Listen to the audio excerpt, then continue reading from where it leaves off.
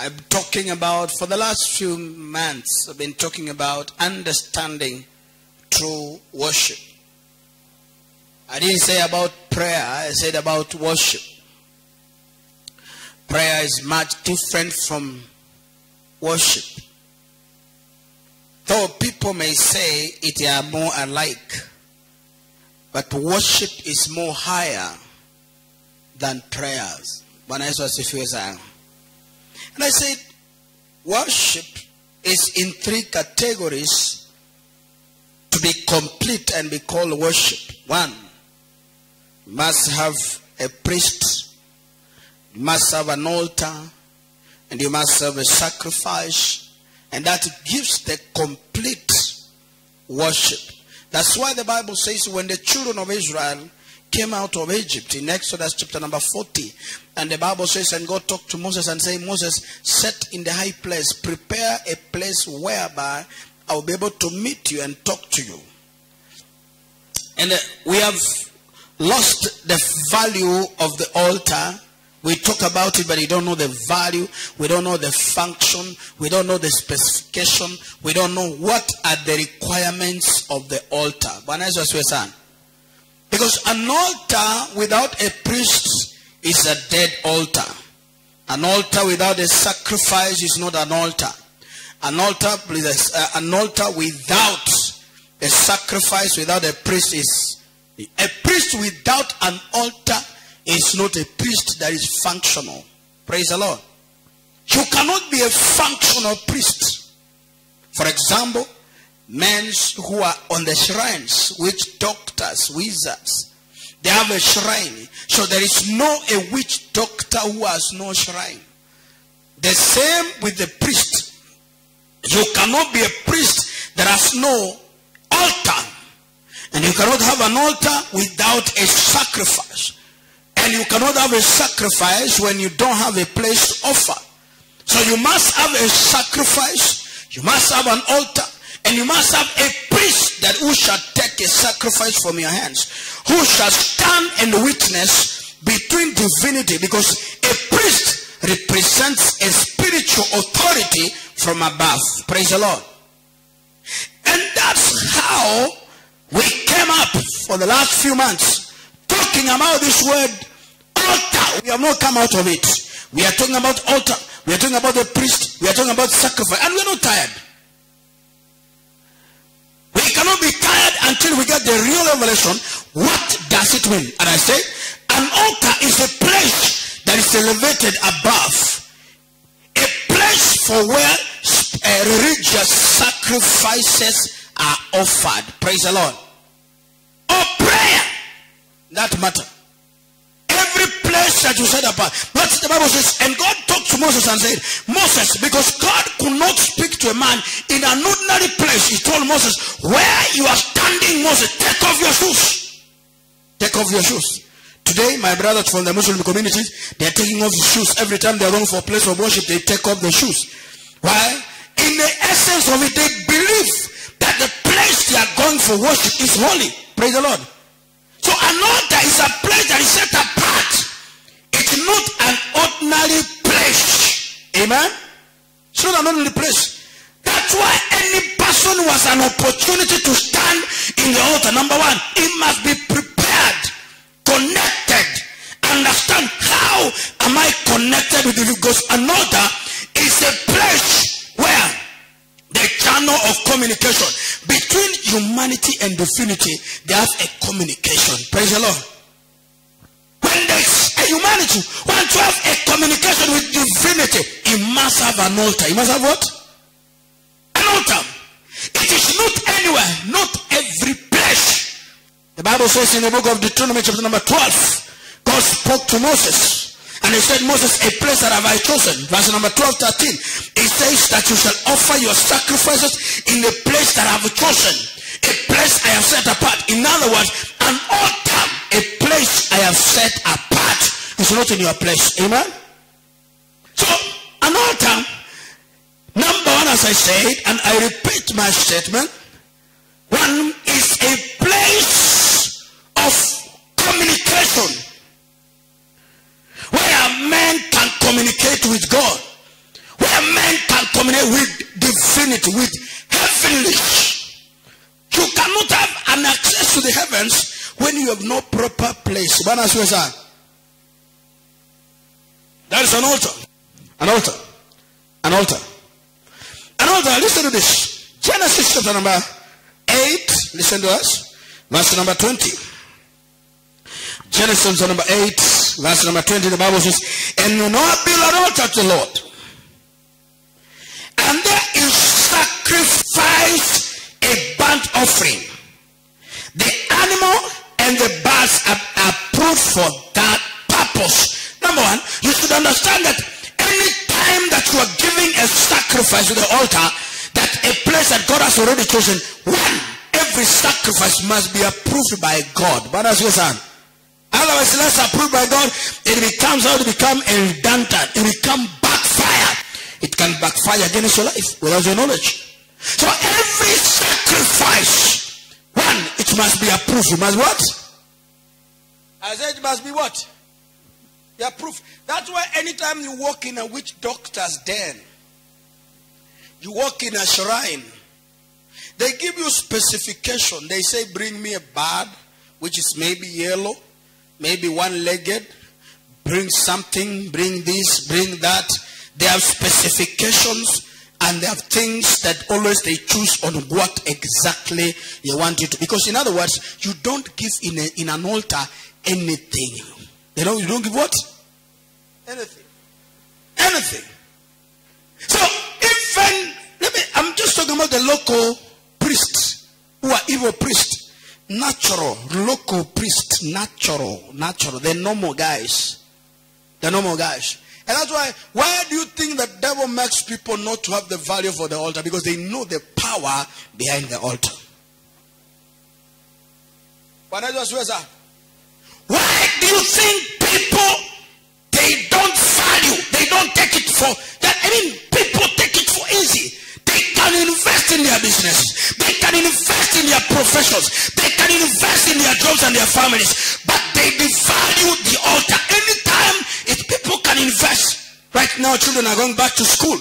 People have invested in shoppings. People have paid school fees. People have done all manner of things. But very few, they have done anything concerning this, because the determination of the success of the kid, it is not on the school fees, it is not on the school. How many people have gone in school? Yet they are drunkards. Professors are drinking powerfully. They are smoking powerfully. They are dying everywhere. How many? How many? You have never seen? You have never seen professors dying out of alcohol? You have never seen them? You have never seen? Most learned girls picked on the street on drug addicts. What can substitute? Because number one, you must, the investment that is made on the altar determines the lifestyles of the people and the lifestyles of the city. Amen? Every place, number one, the concentration is not about the physical appearance of the city. Number one, the physical, it is the altar that controls the city. It is what people concentrate more. Amen? But now the natural Christians, who are normally all of us, the so-called the Christian, the born again, I don't know how they call themselves, they have a very less value. Less what? Less value. How? Because an altar, number one, it must give it a value. Anytime you give it a value, it gives you the result. I said it gives you the result. Praise the Lord. A value that you place on anything, a value that you place on that altar, for example, it's because, for example, why do you think people are investing so much on the education of their children? Why do you think? Somebody is investing. Why can't you take your kid from when you give birth, take her to the job straight? Why do you think people invest? You are paying school fees. One of my brothers was telling me the other day, his son has chosen a course, one of the most expensive courses, and is paying for it. And the son was telling him that, my dad, listen to me. I'm going to feed you after this, because the man has a belief that this man investing, I'm investing on this one, but at the end of the day, I am reaping out of him. Am I right? Am I talking to somebody here? The way you value, because the problem is that we are, that's why Christianity, as we are talking today, for information, by the way, let me tell you the truth. So far, in the statistics, Christianity in Africa is growing less instead of going up a bit. Now in the Western world, it is completely dead. Guys are secular. 100% they are secular. Everybody are secular. They live a secular life. The only hope for God is in Africa, whereby we meet, and particularly Kenya. I told you when I've had of a bit of a traveling. So I know what is happening in Kenya, for example. Excuse me. You don't know the value of this country until you go out of this nation. Spiritually, we meet in lunch hour, we preach, we meet morning glory, we can meet in the evening, we do the service continuously the whole week, the whole month, the whole year. You can have a continuous revival every day, 1 month, continuous services, Some other nations right now, as we are talking, gradually, for example, South Africa, they are now a developed country, whereby in South Africa, as we are talking today, values of Christianity, morals, they are gone zero. Because why do you find places morals are gone zero? Because the altars of the land that are supposed to promote Christianity, they are weak. The altars of satanic and evil, they are more stronger. Immorality, anything that is evil, they have been raised. They have value. They have value. That's why when they call for a dance in South Africa, if you want to have a crowd, for example, call a concert. Tell them we have a music concert. Tell them we have a music concert. This, and make sure you advertise like hell. We have a powerful music concert. So we have, and then even those women who are coming to sing, even the churches, they are dressed in nudity, mini skirts. They are pressed outside. I mean, virtually everything. You watch some videos of South African music at some level, you see. Watch out wetu wanaimba kwa wakorino wamevaa mpaka chini, you don't take them serious. Wale wamefunika uso, you don't take them serious. You don't even value their music. You don't value. Even now, Kenya, we have what you call gospel artists. We don't have even ministers. We have artists. And that's where people are putting their value. Because when it comes to sing in a church, it's more powerful. It's more valued than the preacher who can. And that's why I say in this church, no musician, nobody. Nobody. Nobody. I get any pressure because I know. And oh, pastor, you want the church to be big? Please get a big musician, get rough tone, get burubulu, fully dance, get anybody. Nonsense. I mean, if you cannot come to church because there are no music, you can be, because the Bible says all of us, we are priests. We are supposed to praise. We don't need to have a small group of people who say they are praise and worship. No. No. No. During jobs of a time. But I want to tell you, everybody is virtually a worshipper. Is what? I says what? Not a few group. Dancing here, the other ones are seated. Some are chewing ball gum.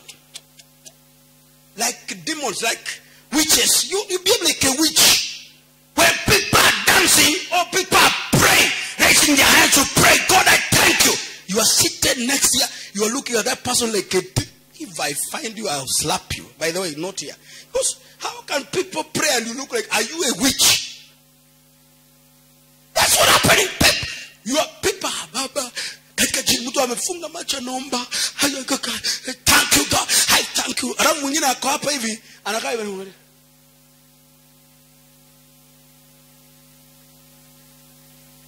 Ujaona hiyo vitu vinafanyika kwa Pentecost?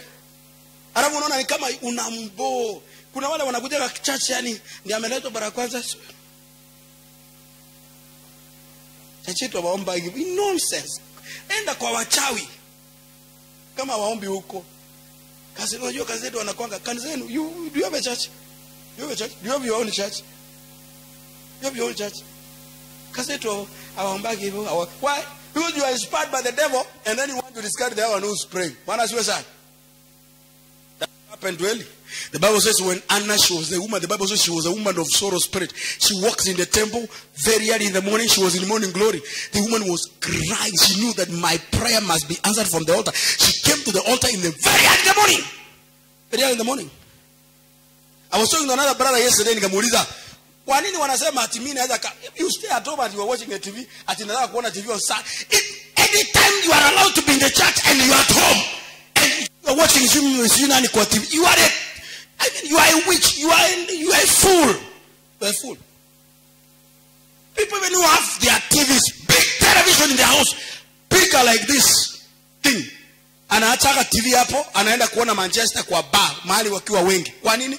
Kwa nini Edward wewe ndio unapenda mpira?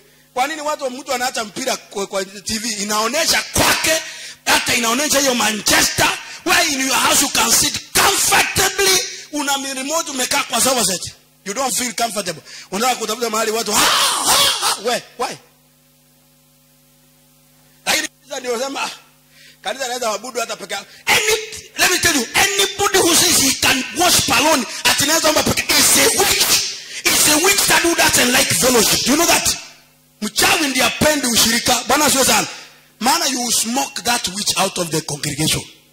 So a witch must also look for an excuse, eh? Hata kukumugao mgonjwa unaona inafanya aje? Wale mmetoka Kishagi. Wewe, kuku ikipata homa Edward, ile inatoka Kishagi. Yaani inatoka jioni nyumbani, inatoka kwanza inaingia kwa nyumba mapema, si kweli?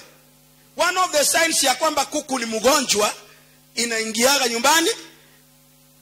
So ukikataa ushirika na ukujagi church mapema na utakaye kukaa kanisa kwa muda mrefu, sister, uko na ugonjwa ya homa. So you avoid the fellowship. Paul anasema don't forsake the fellowship of brethren. Fellowship with one another. Leo kumekuja na WhatsApp. I was in a conference. A pastor was having a Bible study with his congregation from the phone. Wako kwa WhatsApp. Matthew chapter number 5. Yes, chapter number 6. Man of God, I've got it. Now, the Bible says. So, members are there. Now we are in Bible study. So, uko kwa matatu unakula bigiji. Yes. You are a fool. You are an idiot. How? When people, when you are alone, honestly, ukiwa peke yako, when you walk alone, you will not walk far. Am I right? Mukiwa watu 5, 6, 10, tukua watu 100 tupatane hapa, tunaenda Nairobi mguu. Trust him, tutafika Nairobi bila kuchoka ama? Lakini uwe peke yako useme, I'm telling the truth, Dennis.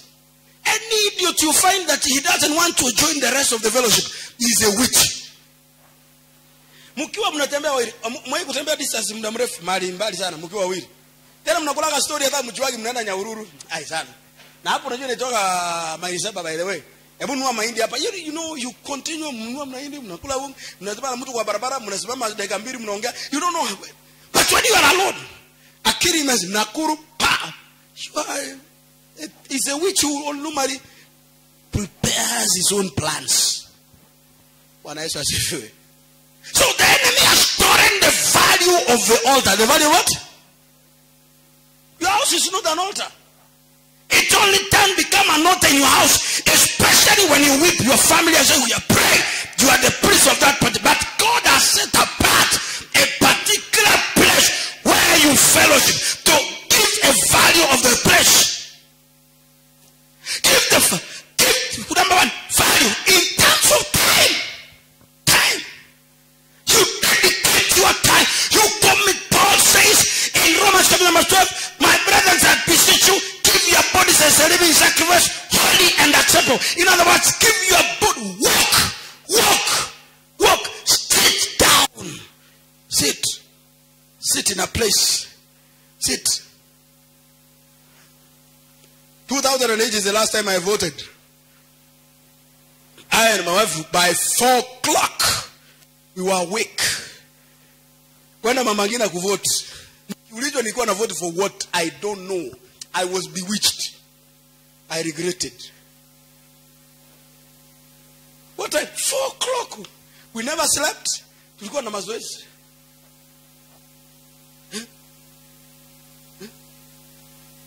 Tunaenda kuvote saa 10 usiku. Tena tukapiga laini kufika 6. Karibu yani tumefika saa 1:30. Tumefika hapo. Nikaambiwa wewe your surname. Tumepiga laini pamoja na bibi yangu. Tunavote. Nilikuwa nimerogwa serious. Lakini Mungu alinirogoroa because I can't imagine. There are things even I'm not patient. Patient my friend. Patient even bank. Naenda bank na pata laini ikiwa mrefu naangalia hivi nauliza ni nini nataka hapa? Is it 2 tuonane siku nyingine. Alafu nikasimama brother. Saa 2:30 naambiwa jina yako Y inaanzia ile ndio line ya watu wa sana. Na bibi yangu akaambiwa W yako ni. So tukawa separated for a while. Then tukaanza. Do you know my sister, we were patient up to saa 6:30 na tuliamka saa 4. Yani saa 10 usiku. Saa 10. We gave our bodies as a living holy and acceptable to ODM by that time because we were voting for ODM by then. It's not a secret. It's real. Tukana nyumbani very excited.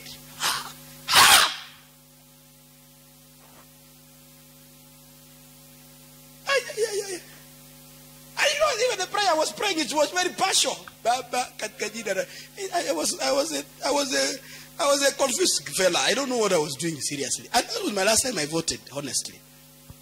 Until I came back to my senses. I know as a priest, I got the time Kibaki was declared the president, I said the man is a witch. He would die. And they said it's like an agent, called I claim. I pray a thief must die. A curse is in the house of a thief. Naita alimaliza 5 years, he never died. Klaba siongee na mzee wako sasa anakaa kama anatoroka. Mzee ni nini unatusumbuliaga sana hivi? Suka chini tu tulie tu. Tafadhali mshirika wako Clophas